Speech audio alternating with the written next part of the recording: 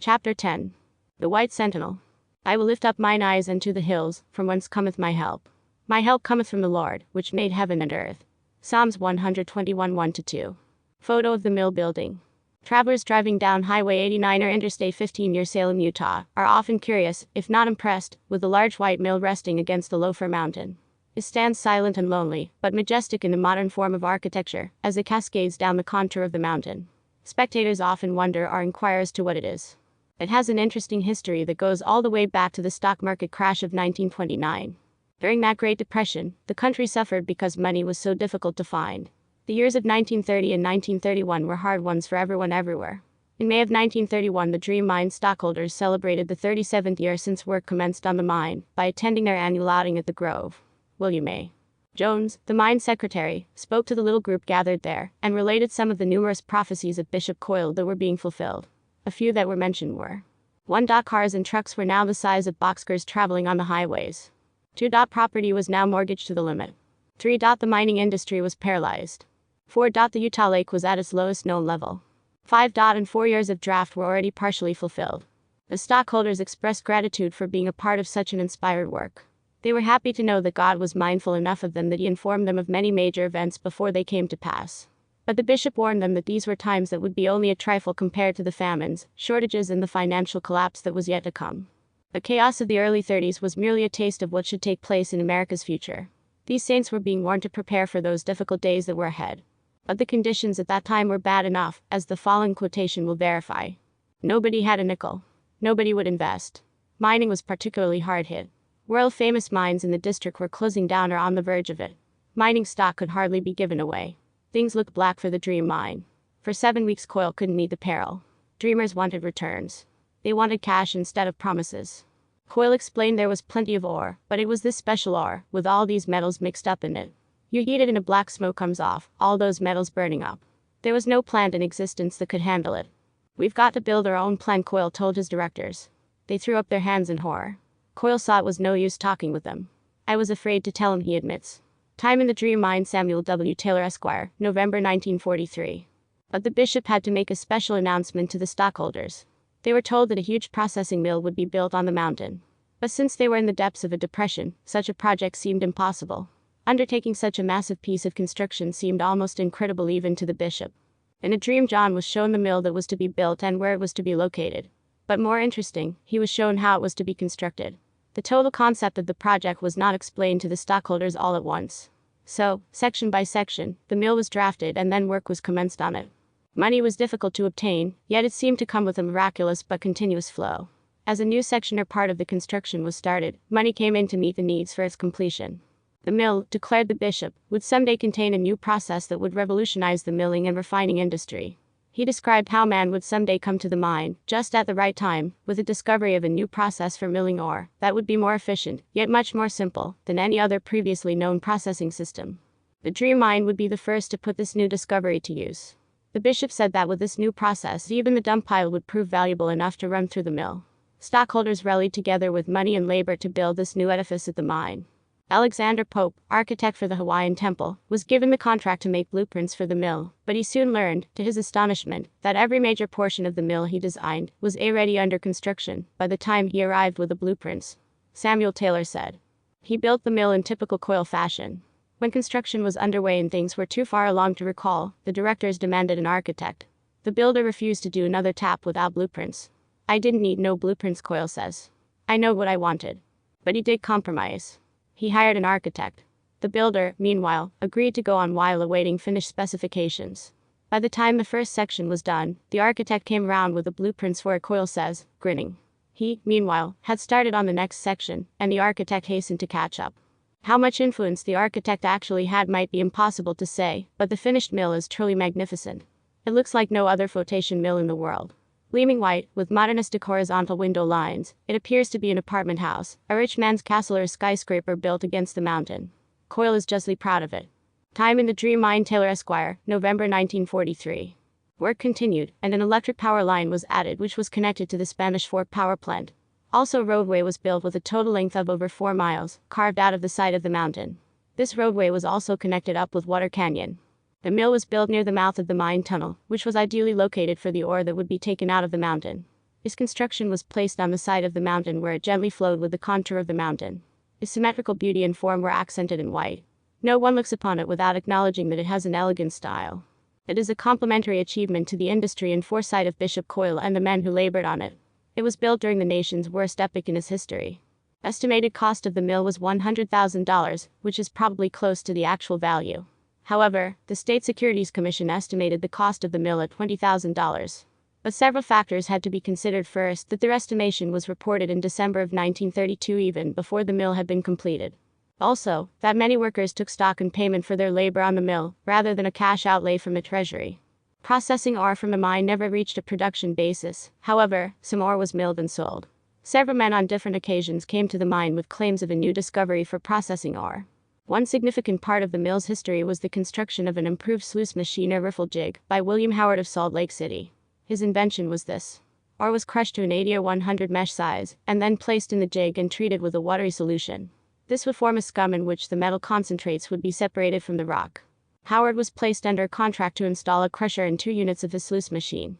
He declared that his machine was capable of processing 50 tons of ore every 24 hours. Rumors coupled with hope in Howard's speculation soon took hold of many stockholders and created a milling fever. Declared assay estimates of over $1,200 per ton did much to encourage the fever. In announcing these estimates, however, the informants neglected to state that the per ton referred to was in the terms of concentrates and not raw ore. Howard stated that he did not know how many tons of ore it would take to make a ton of concentrates.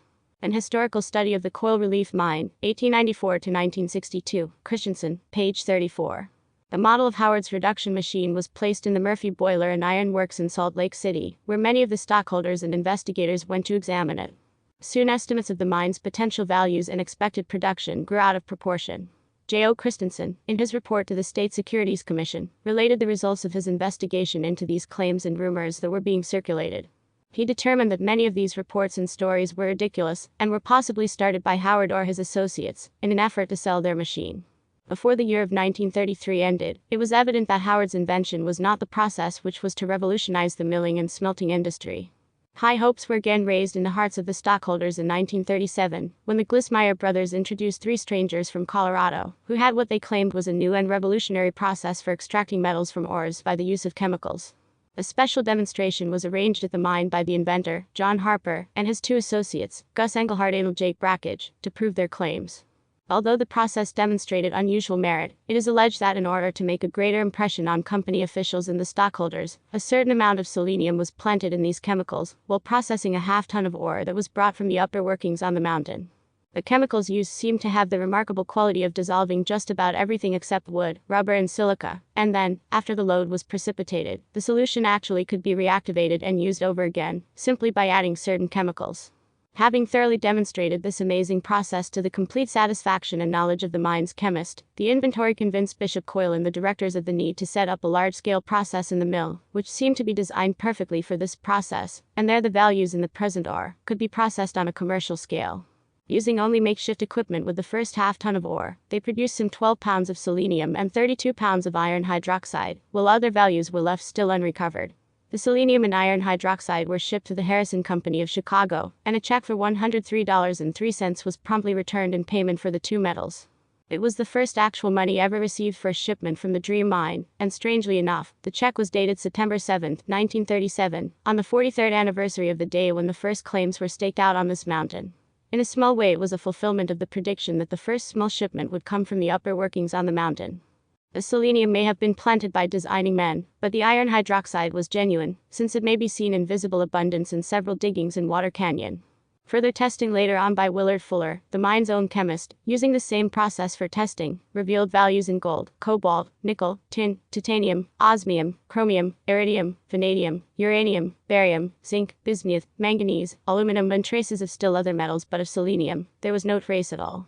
If it was planted, they picked the wrong metal to plant, for it did not show up again. But while the new process was being established, a wave of new hope and encouragement swept over the stockholders. A great mass meeting was called, which filled the Spanish Fork High School auditorium to overflowing. A 3-car armed train out of Salt Lake City pulled up in front of the high school to unload these special passengers, while others came from far and near by automobile and on foot to hear the good news. Upon hearing the startling claims made by the inventor, and the high praise given him and his process by various ones of importance in the Coyle Mining Company, The stockholders then scraped the bottom of their depression-worn pockets to raise the money needed to buy the equipment necessary for a large-scale installation of this revolutionary process that would fit so nicely into their beautiful mill that so far had been nothing more than an idle monument to their faith. Now here was the key that would supposedly unlock the values.